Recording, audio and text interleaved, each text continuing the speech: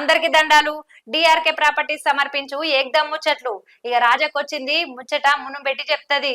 లోక్సభ ఎన్నికలు జరుగుతున్న టైంలో ఎలుగులోకి వచ్చిన విషయము ప్రజ్వల్ రేవన్న రాసలీల భాగోతం. దేశ రాజకీయాల్లో ఒక కుదుపు కుదిపేసిందనే చెప్పాలి. ఇది ప్రజ్వల్ రేవన్న మా మీద లైంగిక వేధింపులు చేసిండని బాధిత మహిళలు ఆవేదనని ఆక్రోశాన్ని ఎల్లగక్కిండ్రు. రాజకీయాలలో రాణించాలనుకున్న మహిళలు లైంగిక వేధింపులకు గురి కావడం సర్వసాధారణమేనని వాళ్ళ గోడును పట్టించుకునే నాదుడే ఉండడని మైసూర్ కు సంబంధించిన కాంగ్రెస్ నాయకురాలు నజ్మా నజీరు బాధపడ్డది చెప్పుకుంటా. చట్టసభలల్లో మహిళల ప్రాతినిధ్యము చాలా తక్కువ ఉండు కూడా ఈ పరిస్థితికి కారణమైందని అంటున్నారు. ఇక కొత్తగా ఎన్నికైన 18వ లోక్సభల ఒట్టి 74 మంది మహిళలు మాత్రమే ఉన్నారు. మొత్తం సభ్యులల్లా 14% కంటే తక్కువే అన్నట్టు.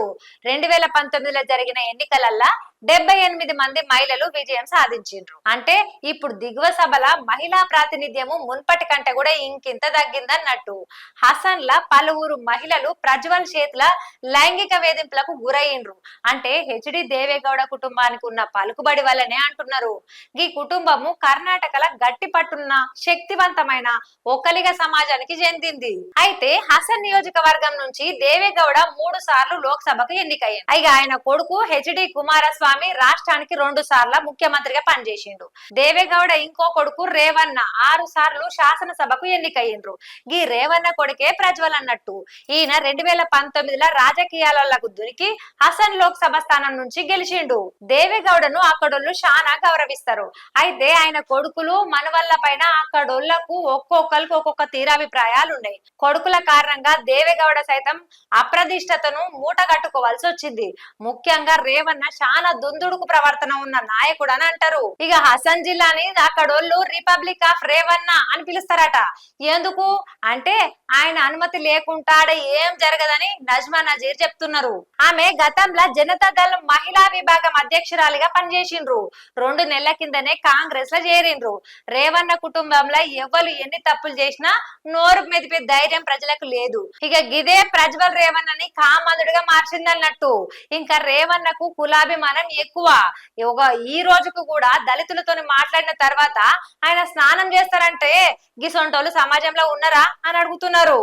హసన్ ల కింది స్థాయి రాజకీయాలలో ఉన్న మహిళలు పలుకుబడి ఉన్న నేతల చేతుల దారుణమైన అవమానాలు ఎదుర్కొన్నారు. కర్ణాటకల మహిళలు రాజకీయాలు అనే అంశం పైన మాస్టర్ డిగ్రీ కోసం సుష్మా మహాబాల గత 5 ఏళ్ల కానుంచి పరిశోధన చేస్తున్నారు. రాజకీయ పార్టీలలో ఉన్న మహిళలందరితో మాట్లాడి వాళ్ళు ఎదుర్కొన్న సమస్యలు ఏంటివేంటివో అడిగి కనుక్కున్నారు అన్నట్టు. అయితే మమ్మల్ని వేధించిందని రాజకీయ నాయకుల పేర్లను కర్ణాటక మహిళలు బయట పెడతలేరు. మహిళలు రాజకీయ ప్రచారానికో లేకుంటే ఇతర కార్యక్రమాలకో రాత్రి 7 కొట్టిన తర్వాత పోతే వాళ్ళని ఇష్టం ఉన్నట్టుగా మాట్లాడతారు.